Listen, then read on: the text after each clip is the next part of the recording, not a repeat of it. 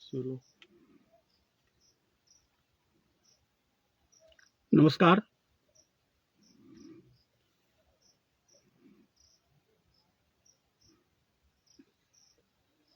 मैं कुंवर दाहौरा, राष्ट्रीय अध्यक्ष अखंड भारत स्वदेशी अभियान परिषद,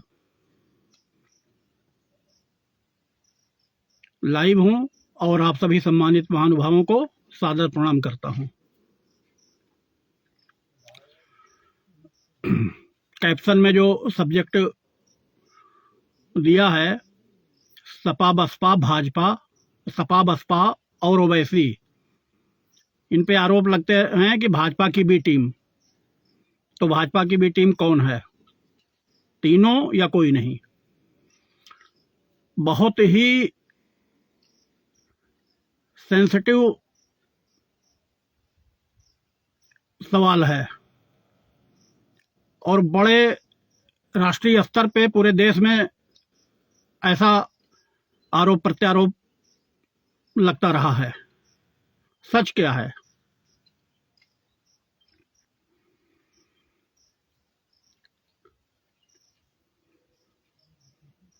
हम उस सच्चाई से आपको रूबरू कराने का प्रयास करेंगे और कम शब्दों में केवल चुनिंदा बातों को ही फोकस करेंगे, चुनिंदा लाइनों को ही आपके सामने रखेंगे, क्योंकि ये प्रकरण ऐसा है कि अगर इसकी जड़ में जाएंगे तो बहुत विस्तार से हो जाएगा, तो ये घंटों से ऊपर हो जाएगा। आइए चर्चा करते हैं। आप लोग सुनिएगा जरूर इसको और कमेंट जरूर करिएगा कि आप सहमत हैं या असहमत हैं। अगर असहमत हैं तो क्यों? ये हमारा आपसे सबसे करबद्ध प्रार्थना रहेगी। सबसे पहले हम सपा से शुरुआत करते हैं। 1989 में कांग्रेस हटाओ के नाम पे सारा विपक्ष एकजुट हुआ और उत्तर प्रदेश में और देश में गैर कांग्रेसी सरकार बनी। केंद्र में वीपी सिंह ने प्रधानमंत्री पद की शपथ ली, विश्वनाथ प्रताप सिंह जी ने प्रधानमंत्री बने। लेकिन यहां बात केवल हम उत्तर प्रदेश की करेंगे। चुनाव हुए और किसी भी पार्टी को बहुमत नहीं मिला।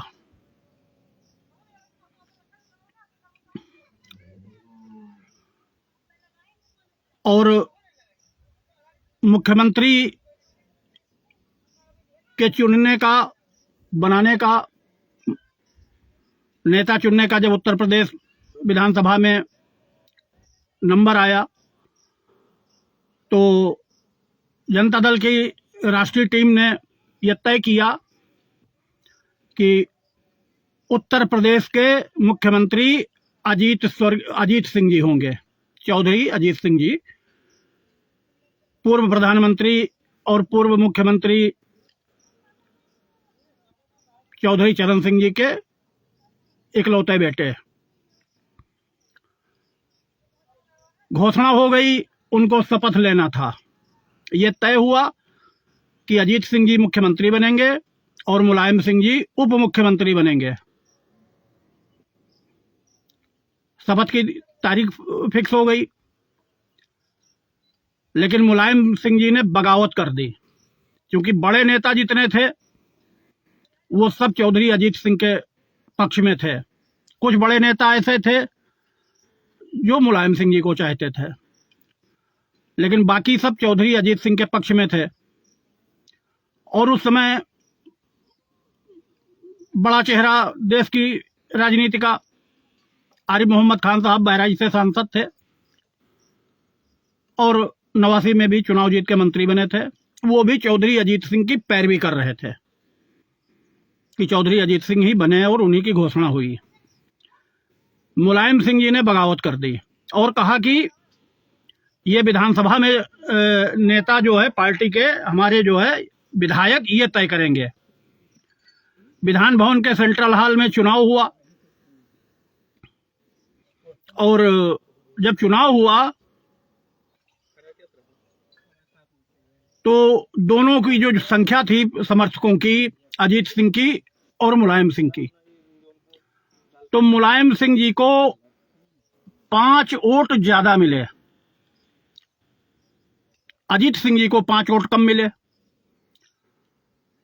क्योंकि बेनी प्रसाद वर्मा जी थे या और लोग थे, तो वो जो है अजीत ग्रुप के 5 लोगों को, 11 लोगों को उनके ग्रुप से तोड़ने में सफल रहे और 5 वोट से अजीत सिंह चुनाव हार गए।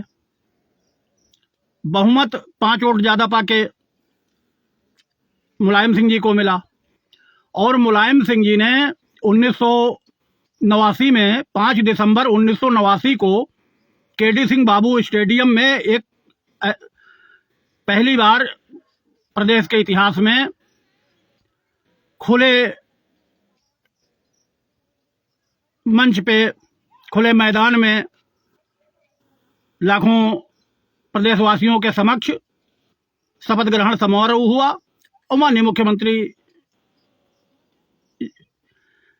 के रूप में मुलायम सिंह जी ने शपथ ग्रहण की और भाजपा ने समर्थन दिया था मुलायम सिंह जी को। भाजपा के सहयोग से मुलायम सिंह जी मुख्यमंत्री बने और भाजपा को अगर समर्थन देना होता तो सीधे कह देते कि हम अजीत सिंह को देंगे, लेकिन अजीत सिंह को नहीं दिया, मुलायम सिंह को जी को दिया। अगर वही वोट जो है वो अजीत सिंह की तरफ चले गए होते तो अजीत सिंह मुख्यमंत्री बनते, लेकिन समर्थन मुलायम सिंह जी को मिला भाजपा का और शपथ ली और करीब 11 महीना तक मुख्यमंत्री के रूप में काम किया। अब आप चौंकेंगे 11 महीने, क्योंकि अयोध्या प्रकरण हो गया, कार सेवकों के ऊपर गोलियां बरसाई गई और भाजपा ने समर्थन वापस ले लिया और केंद्र में वीपी सिंह से समर्थन वापस ले लिया। वहां कांग्रेस ने बिना शर्त चंद्रशेखर जी को समर्थन दिया और चंद्रशेखर जी प्रधानमंत्री बने, लेकिन चंद्रशेखर जी ने एन केन प्रकारेण राजीव गांधी जी को मना लिया और चंद्रशेखर जी के कहने से कांग्रेस ने समर्थन यहां मुलायम सिंह जी को देने का फैसला किया। हालांकि कांग्रेस में बहुत बड़ी बगावत हो गई, कई नेताओं ने, जिसमें एक पूर्व मंत्री प्रेमवती तिवारी भी थी, उन्होंने आत्मदाह का ऐलान कर दिया। खैर, कांग्रेस के समर्थन से मुलायम सिंह जी दोबारा मुख्यमंत्री बने, मतलब सरकार बच गई। मुख्यमंत्री क्या बने, मुख्यमंत्री तो थे ही, उनके जब वोट हुआ तो सरकार बच गई। और 1989 में जो बसपा को सीटें मिली थी वो मात्र 13 सीटें मिली थी पहली बार, क्योंकि 84 में गठन हुआ था, तो 89 में 13 सीटें मिली थी और शेख सुलेमान विधानसभा में बसपा विधायक दल के नेता चुने गए थे।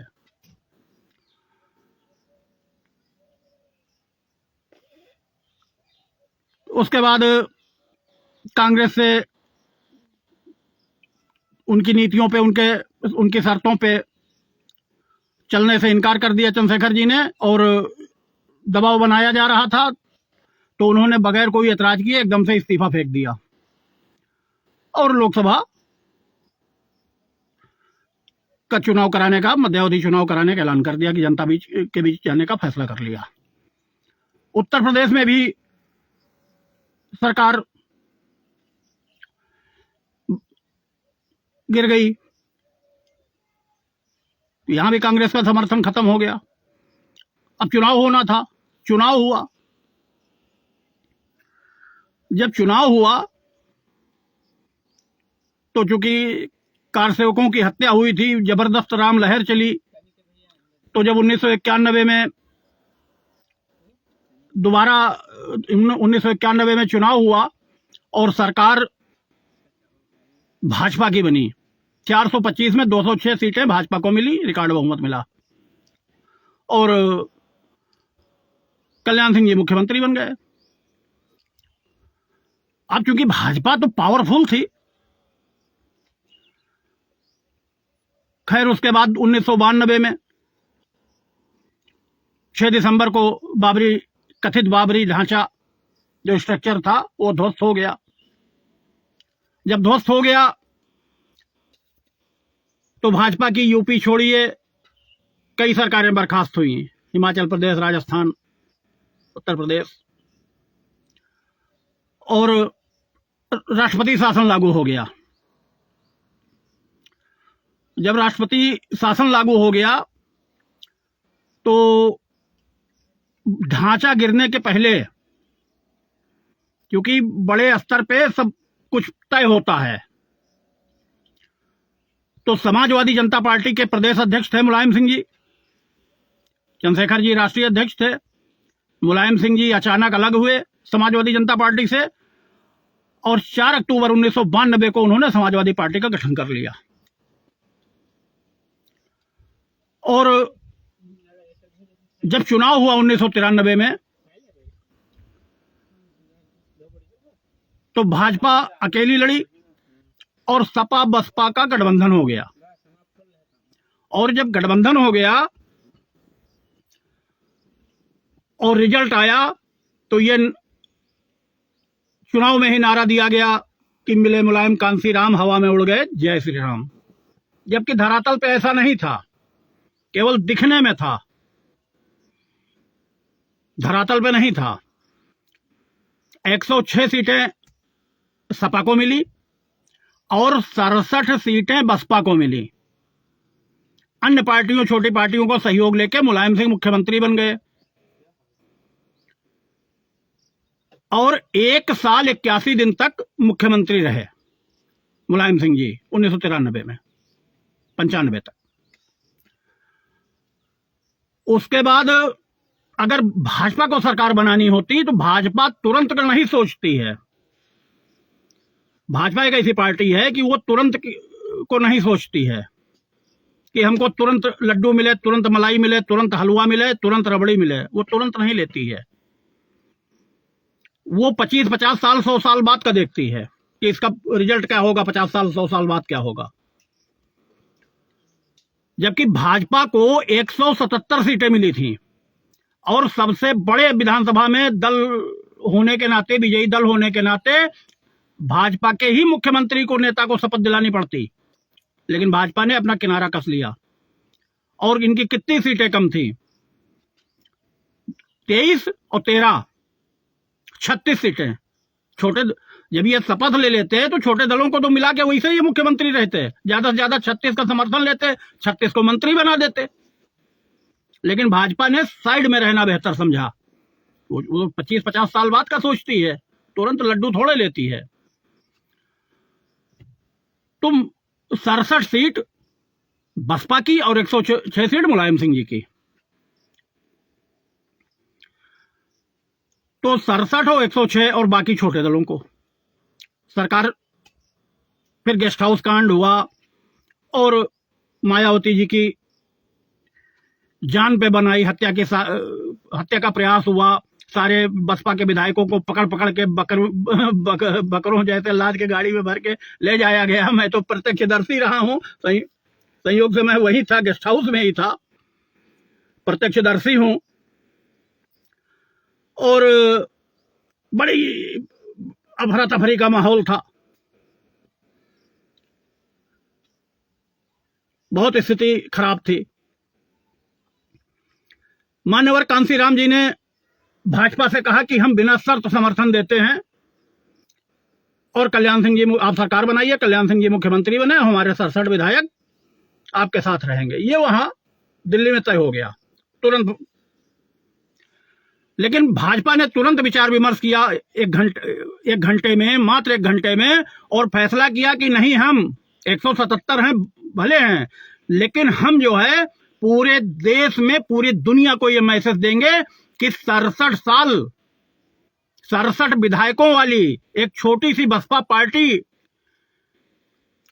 के नेता को हमने मुख्यमंत्री बना दिया, और वो भी महिला, और वो भी पहली दलित महिला उत्तर प्रदेश की मुख्यमंत्री बनी भाजपा के सहयोग से। भाजपा के सहयोग से भाजपा ने 177 दल, आप होते तो ये न करते, हम होते तो ये न करते, कोई न करता। ये बहुत बड़े कलेजे की बात थी कि भाजपा ने 177 होते हुए उनको शपथ दिला दी, जबकि भाजपा को सरकार बनाने के लिए मान्यवर कांसीराम जी ने कहा था कि आप बनाइए, हम देते हैं, क्योंकि वहां जान के लाले पड़े थे। और आनन फानन में फिर भाजपा ने समर्थन दिया राजभवन जाके, और राते में शपथ दिला दी गई, सरकार बर्खास्त करके शपथ दिला दी गई। तो कहने का मतलब यह है कि 177 और 67, 177 वाला 67 को उठा के गोद में या सर पे बिठाए हुए है। यह सबके बस की बात नहीं थी। भाजपा जैसे दूरगामी सोच वाली पार्टी ही कर सकती थी, बाकी कोई नहीं कर सकती थी।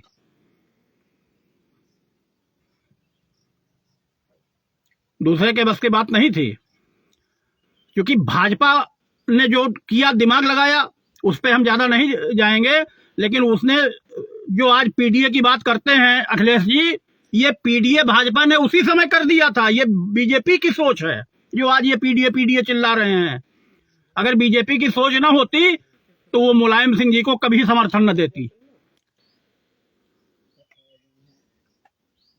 मुख्यमंत्री मुलायम सिंह जी को बनवाया समर्थन देके, और सबसे बड़ा पीडीए किया कि 1993 में 177 होते हुए भी मायावती जी को मुख्यमंत्री बना दिया आनन फानन। और भाजपा हारी क्यों थी? इतनी बड़े राम लहर में 91 में सरकार बनाने के बावजूद मात्र एक कारण से हारी थी। राजनाथ सिंह जी शिक्षा मंत्री थे, नकल अध्यादेश ले आए थे, और 14-14, 15-15, 17-17 साल के मासूम बच्चों को नकल करते अगर पकड़े गए तो हथकड़ियां लगा के थाने चले गए थे और जेल चले गए थे। हजार लोगों बच्चों को जेल भेजा गया था। उससे इतना माहौल खराब हो गया भाजपा के खिलाफ कि भाजपा सत्ता से बाहर हो गई। और जबकि सच ये था कि ये बीजेपी की सोची समझी चाल थी। बीजेपी ने अपने को मजबूत कर लिया था, लेकिन बाकी पार्टियों को मजबूत करना था कि कभी लौट के उत्तर प्रदेश में सत्ता में ना आए कांग्रेस। क्योंकि भाजपा का मेन जो मोटो था वो था कांग्रेस को धीरे धीरे कमजोर करके हमेशा के लिए सत्ता से बाहर करना। इसीलिए 1977 में जब ज्योति बसु मुख्यमंत्री बने बंगाल के कम्युनिस्ट पार्टी से, तो अंदर खाने कोई स्वीकार करे न करे,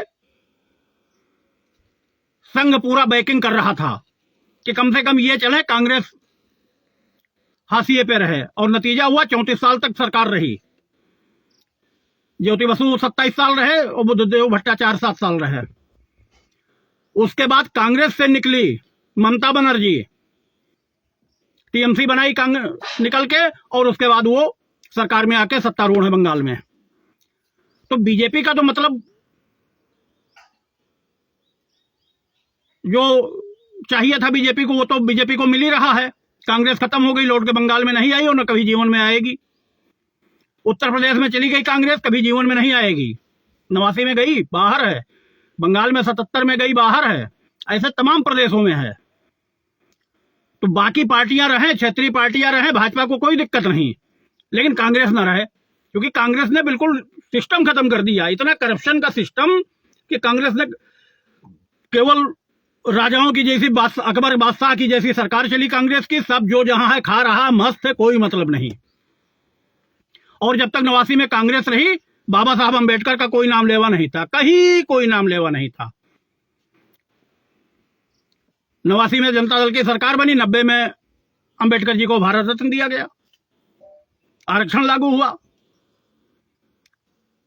तो भाजपा ने समर्थन दे रखा था तब लागू हुआ, ऐसे नहीं लागू हुआ। अगर भाजपा की मंशा न होती तो वीपी सिंह की औकात नहीं थी, क्योंकि समर्थन दे रखा था, कहां लागू कर पाते हैं। तो मूल में, जड़ में तो भाजपा है।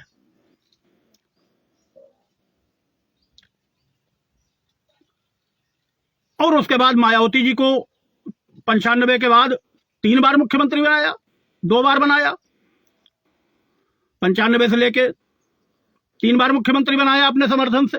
और फिर अंदर की बैकिंग रही, 2007 में पूरी तरह से बहुमत मिला मायावती जी को, 5 साल सरकार में रही।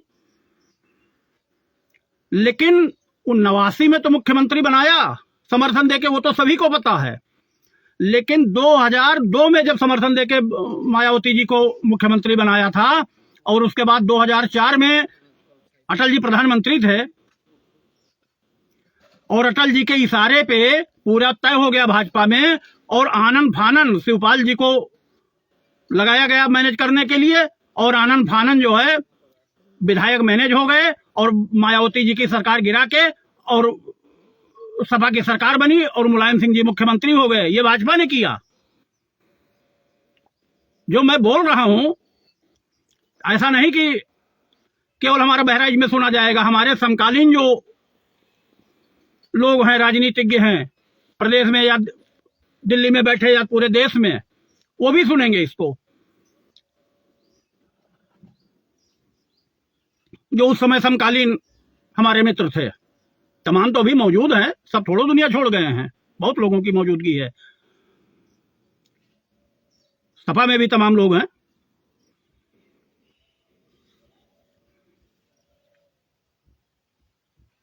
कुछ हमारे सीनियर सपा में है, कुछ जूनियर सपा में है। भाई हम तो चंद्रशेखर जी के शिष्य रहे, तो तमाम हमारे सीनियर भी सपा में हैं, और तमाम हमारे जूनियर भी, जिनको हमने ABCD सिखाई, वो सपा में है। और रह गई अब तीसरे नंबर पे ओवैसी। बिहार में जब पिछला चुनाव हुआ तो ओवैसी को 6 सीटें मिली, और जब चुनाव के बाद वो 6 भाग गए तेजस्वी के साथ। फिर नीतीश जी को समर्थन दे रहे हैं। तो हमारे कहने का मतलब है कि भारतीय राजनीति में लोकतंत्र है, और लोकतंत्र में हम किसी को अछूत नहीं कह सकते कि हम किसी को अछूत कहेंगे। कोई भी पार्टी अछूत नहीं है। लेकिन भाजपा का सबसे बड़ा योगदान है मुलायम सिंह जी को 89 में और 2004 में मुख्यमंत्री बनाने का। क्योंकि अगर हमारे पास पैसा नहीं है, या हमको कोई दिक्कत है, किसी ने हमारी 10, 20, 50 हजार, 1 लाख रुपए की मदद कर दी, और हम बिजनेस में उतर गए और आज हम बहुत बड़े करोड़पति हो गए, अरबपति हो गए, लेकिन उसका तो कहीं ना कहीं एहसान रहेगा मुझ पर। तमाम लड़के ऐसे हैं जो पढ़ाई में फीस नहीं दे पाते हैं, तमाम लोग उनकी मदद कर देते हैं, वो लड़के आगे चल के लेखपाल, सेक्रेटरी, IPS IAS हो जाते हैं, भले कितने बड़े पद पे चले जाएं, लेकिन अगर उनकी मदद की है तो वो तो रहता है ना।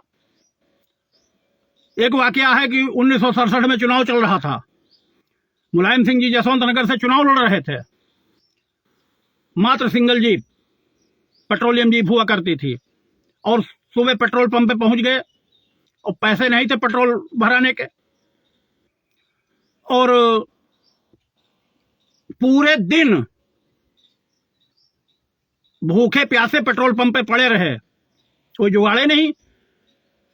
शाम को बज गए 5, तब तक उस क्षेत्र के भले आदमी वहां पहुंच गए अपनी गाड़ी में पेट्रोल डलाने। देखा तो पूछा क्या बात, तो बताए तो कहा अरे हमसे बताना चाहिए, मैं नाम नहीं लेना चाहूंगा ठाकुर साहब का, शिवपाल सिंह जी को पता है, रामगोपाल सिंह जी को पता है, और वो ठाकुर साहब ने पूरा पेट्रोल भराया।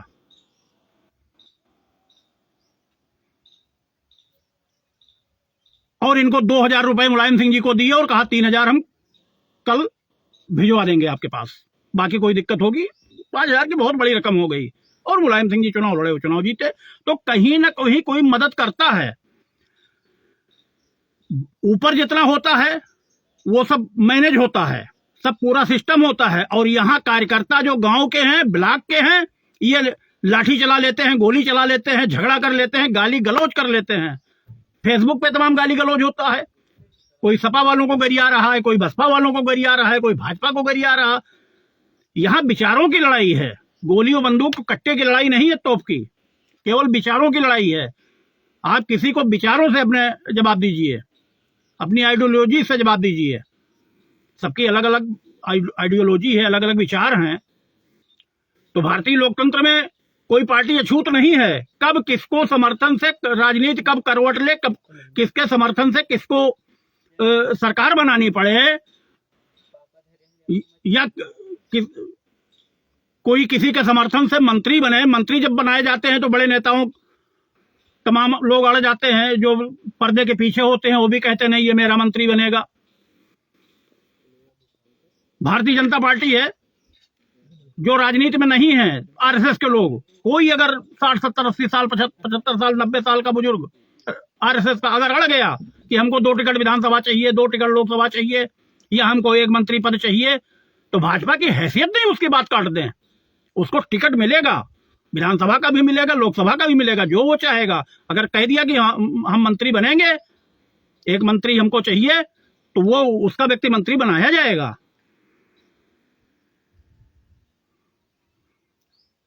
तो पर्दे के पीछे कुछ होता है और दिखता कुछ है। लड़ते यहाँ सब गांव में, ब्लॉक में, तहसील में, जिले में एक दूसरे से रंजिश पाल लेते हैं, निजी दुश्मनी पाल लेते हैं, मारपीट, गोली और बंदूक और कोर्ट कचहरी थाना कर लेते हैं। उसका कोई मतलब नहीं है। लेकिन भाजपा ने 25 साल 50 साल 100 साल आगे दूरगामी इतिहास, भाजपा जो ब्लूप्रिंट तैयार करती है तो वो 100 साल आगे का तैयार करती है। 1947 में बंटवारा हुआ, 1925 में आरएसएस का गठन हुआ। अगर 10 साल पहले आरएसएस का गठन हो गया होता, 10 साल पहले मात्र, तो हमारा दावा है, और बहुत सी जानने वाले लोग जो अनुभवी हैं वो कहते हैं कि अगर 10 साल पहले आरएसएस का गठन हुआ होता तो हिंदुस्तान का बंटवारा ही ना होता। आरएसएस के लोग भाजपा में, ये थोड़े कि सब भाजपा में हैं, आरएसएस के लोग पूरी दुनिया में हैं। लेखपाल हैं, सेक्रेटरी हैं, डीएम हैं, एसपी हैं, सुप्रीम कोर्ट में हैं, प्रेस में हैं। कांग्रेस में 10,000 से ज्यादा लोग आज की तारीख में आरएसएस के हैं जो हमें काम कर रहे हैं। नरसिंह राव भी आरएसएस के कैडर के थे और प्रधानमंत्री बने, और बाबरी ढांचा ढह गया। 1996 में पता चला कांग्रेस को कि ये तो आरएसएस का बंदा था। आरएसएस के लोग कहीं भी हैं, कोई ऐसी जगह नहीं बची है हिंदुस्तान में, कोई ऐसा क्षेत्र नहीं बचा है या विदेश में भी जिस क्षेत्र में आरएसएस के लोग ना हो। वो जहां रहेंगे काम वो करेंगे, लेकिन वो अपने, उनका मूल मिशन जो है वो राष्ट्रवाद होगा, हिंदुत्व होगा। और हिंदुत्व जो है, हिंदुत्व हमेशा सेकुलर रहा है। जो हिंदुत्व है वो सेकुलर रहा है। हिंदुत्व कभी सांप्रदायिक रहा ही नहीं।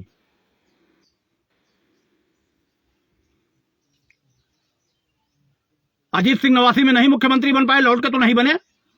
ऐसे और कई लोग हैं। 1979 में जब रामनरेश यादव मुख्यमंत्री पद से हटे तो कई लोगों का नाम आया, लेकिन बाजी मार ले गए बनारसी दास जी।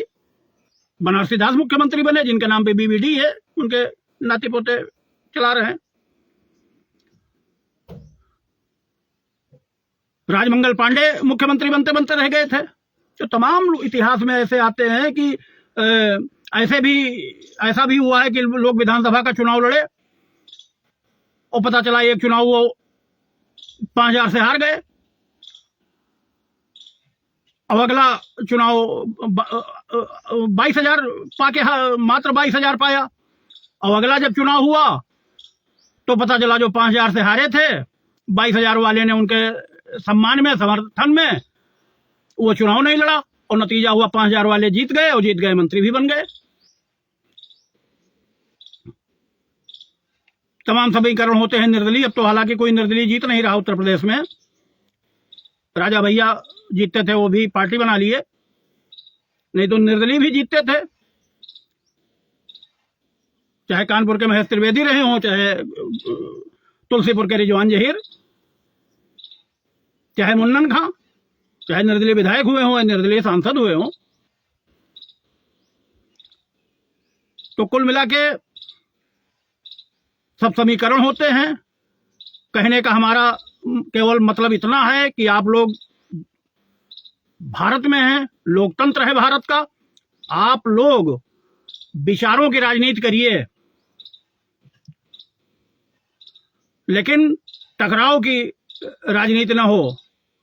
बड़े स्तर पे कहीं टकराव नहीं है। मायावती जी ने रैली की, कहीं भी किसी जाति धर्म का नाम नहीं लिया, कहीं भी किसी धर्म को टारगेट नहीं किया, कहीं टारगेट नहीं किया।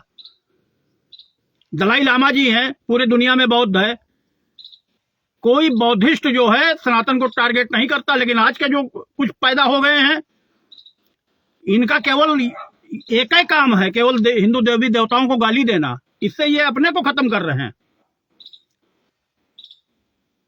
भाई नए लड़कों के ऊपर मुकदमा लिखा जा रहा, दोनों तरफ से, इधर से भी हो रहा, उधर से भी मुकदमा लिखा जा रहा। पता चला उनकी वो तो 10-20 साल मुकदमे लड़ेंगे। वो तो अगर वो पढ़े लिखे तो नौकरी पाने से रहे, करेक्टर सर्टिफिकेट बनने से रहा, पासपोर्ट बनने से रहा, तो अपना नुकसान कर रहे हैं। तो मायावती जी ने अगर कहा तो उन्होंने अपनी समझ से, जो उनकी समझ थी, उन्होंने कहा, और ठीक है कहा होगा, कोई गलत तो कहेगा नहीं। इसलिए योगी जी की तारीफ करी।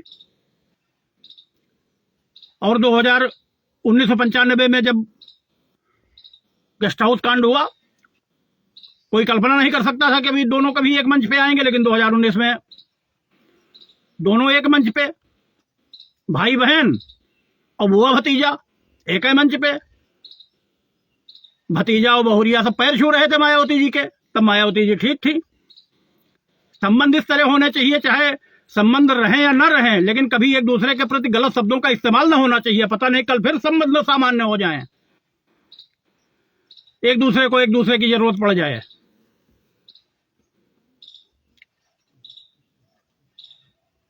जहां 4 बर्तन होंगे तो वहां खटपट खटपट लगा रहेगा। इसके मतलब ये थोड़ा है कि वो बर्तनों को फोड़ दिया जाए कि हल्ला मचाते हैं ये बर्तन।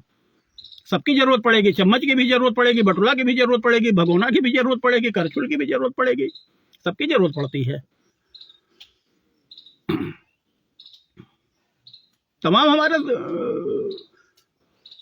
उस जमाने के समकालीन लोग हैं जो हमारे मित्र हैं, आज भी मित्र हैं, केंद्र में भी मंत्री हैं, पहले भी थे, अब भी है, बड़े नेता है, बड़ा स्तर है, बड़ा कद है, संबंध है। मुलायम सिंह जी के भी साथ हमारे निजी संबंध रहे। हम तो पहली बार मुलायम सिंह जी से जब मिले थे 81 में मिले थे, 1981 में। हाँ, वो बेनी बाबू के जरिए मिले, बेनी बाबू के साथ मिले, वो बात अलग है। बेनी बाबू जी के परिवार से हमारे 1970 से निजी संबंध रहे। हमारे पिताजी को वो चाचा कहते थे, हम भी उनको बड़ा भाई मानते थे, क्योंकि मेरी शिक्षा दीक्षा बाराबंकी में हुई है। अब किसी को कम मिला, किसी को ज्यादा मिला। अब हम लोग सब साथ जेल में रहते थे, लखनऊ विधान भवन के धरने पे करने पे सब लोग जेल भेज दिए जाते थे, सब लोग साथ में तसला हो जाते थे। वहां तमाम लोग मुख्यमंत्री हो गए, मंत्री हो गए। पता चला हम पंच नहीं हुए।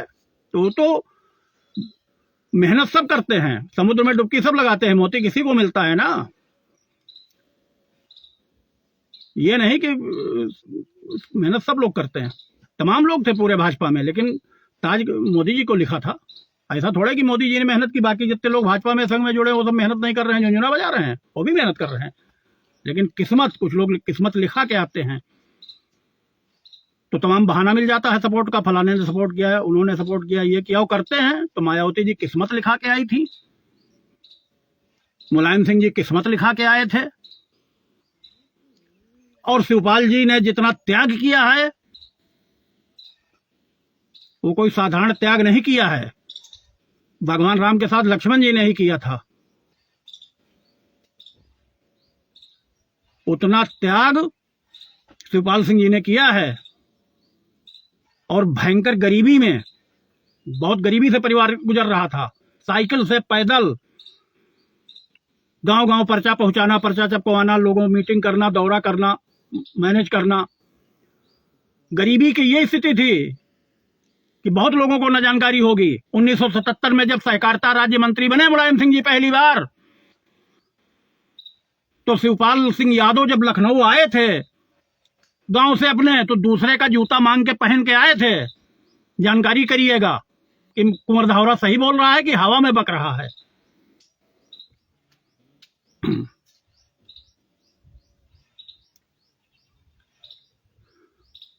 क्योंकि सैफई की पहले चूंकि इटावा हुआ करता था, और तो बाद में बना, और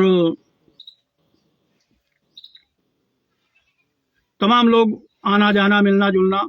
81 में पहली बार मैं सैफई गया था, तो बहुत रिसर्च किया है। हाँ, मुलायम सिंह जी में तमाम 100 में 97 अच्छा ही निकली। 3 कलंक लगे उन पे, वो परिस्थिति बस लगे। कार सेवकों पे गोली चलवाना और खुले रूप से एक मजहब की पैरवी करना और प्रदेश के अपराधी तत्वों को संरक्षण देना, विधायक बना देना, सांसद बना देना, संरक्षण दे देना, ये 3 आरोप उनके ऊपर लगे। लेकिन 97 में तो अच्छे हैं। 11 महीने तो कार्यकाल उनका स्वर्णकाल रहा, जो पहला कार्यकाल था। अच्छे विकास के काम किए थे। शिक्षा शुल्क माफ तुम की ना, लावारिस को पेंशन दी ना, 10,000 तक की कर्जा माफी की नहीं, दया प्रजा संघ काफी। शिक्षा शुल्क माफ तुम की ना, लावारिस को पेंशन दी ना, जब से गद्दी आप संभारी, मुफ्तखोर सब भयो दुखारी। तो अच्छा काम किया था, अच्छा काम किया था, तभी तो भाजपा ने पद्म विभूषण दिया। वो सब अंदर की बात है, तमाम चीजें हैं अंदर की जो हम न कोई कहता है। कोई भी बड़ा राजनीतिक देश का वो कभी नहीं कहेगा अंदर क्या है, हमें भी जानकारी, लेकिन अब तमाम हम नहीं उसको कह सकते, कभी नहीं कहेंगे। हमारे गुरुजी चंद्रशेखर जी पता नहीं कितने राज लेके राजघाट चले गए, मैं उनका शिष्य हूँ, कुछ तो जानकारी है, लेकिन हम वो सब सो नहीं कर सकते, न कह सकते हैं, न कभी चर्चा कर सकते हैं। तमाम कुछ सत्ता के गलियारों में क्या होता रहा है, क्या चलता रहा है, सब जानकारी है। तो आप सभी लोगों से हमारा यही निवेदन है, अनुरोध है कि आप जिस पार्टी में हैं उस पार्टी में आप रहिए, काम करिए, मेहनत करिए, लेकिन एक दूसरे पे कीचड़ मत उछालिए, गाली गलौज मत करिए। आप अपनी बात कहिए, शाम को साथ बैठ के खाना खाइए। कचहरी में वकील सब एक दूसरे का मुकदमा लड़ते हैं, साथ में बैठ के चाय पीते हैं। चुनाव खत्म, रात गई बात गई। चुनाव में लगाइए एक दूसरे के ऊपर आरोप। कहीं कोई तमाम ऐसे सभा में तमाम लोग हैं, बहुत संख्या है, कभी कोई एक शब्द कहीं गलत कोई नहीं बोलता है। लेकिन यहाँ गांव के ब्लॉक के वहां फेसबुक पे फेंटे हैं, जियो अंबानी आए गए तो जियो दे गए, इनको पता ही नहीं है कि क्या था। तो 300 350 के डेटा में दिन भर फेंट रहे हैं, लेकिन गलत है। उसको कभी कोई भी न उसको सपा के अखिलेश यादव जी अच्छा कहेंगे, न मायावती जी अच्छा कहेंगी, या जो भाजपा के बड़े नेता हैं वो भाजपाइयों को कहेंगे, ना ओवैसी के कार्यकर्ता जो गाली गलौज कर रहे हैं ना ओवैसी जी अच्छा कहेंगे। कोई नहीं अच्छा कहेगा। यहाँ विचारों की लड़ाई है, लोकतंत्र है।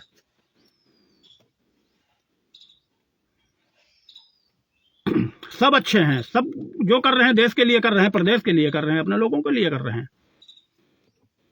बाकी तो यहाँ भगवान विष्णु को भी बिठा दिया जाएगा, उन पे भी उंगलियां उठेंगी। जबकि मैंने सपा में रहा, ना बसपा में रहा, ना भाजपा में रहा, ना आज भाजपा में हूं। हाँ, मोदी जी अच्छा कर रहे हैं, मैं मोदी जी का सपोर्टर हूं। योगी जी का सपोर्टर इसलिए हूं कि योगी जी मुख्यमंत्री बाद में है, मुख्यमंत्री कुर्सी आज रहे कल ना रहे कोई दिक्कत नहीं, लेकिन वो पीठाधीश्वर हैं। और हमारा परिवार सैकड़ों साल से गोरखपुर से जुड़ा है। महंत अवैधनाथ जी के भी हमारे संबंध रहे, बहुत सम्मान देते थे, बहुत प्यार दिए, बहुत स्नेह दिए, बहुत मानते थे। तो वो पीठाधीश्वर हैं, धर्मगुरु हैं हमारे, तो इस नाते मैं उनका सम्मान करता हूं। इसलिए उनका मैं अंध समर्थक हूं, कट्टर समर्थक हूं। और भाजपा में जहां कमी देखती है, मैं विरोध भी करता हूं। ऐसा नहीं कि मैं विरोध नहीं करता हूं, विरोध करता हूं। मैं चंद्रशेखर जी का शिष्य हूं, मुंह खुलेगा तो सच खुलेगा। लेकिन मोदी जी ने जो 11 साल में किया है वो ऐतिहासिक है। अगर इस स्पीड से 10% भी काम हुआ होता तो 47 से आज तक नंबर 1 पूरी दुनिया में भारत होता। आरोप तो लगाना आसान है, किसी के ऊपर आरोप लगाया जा सकता है, किसी की खिंचाई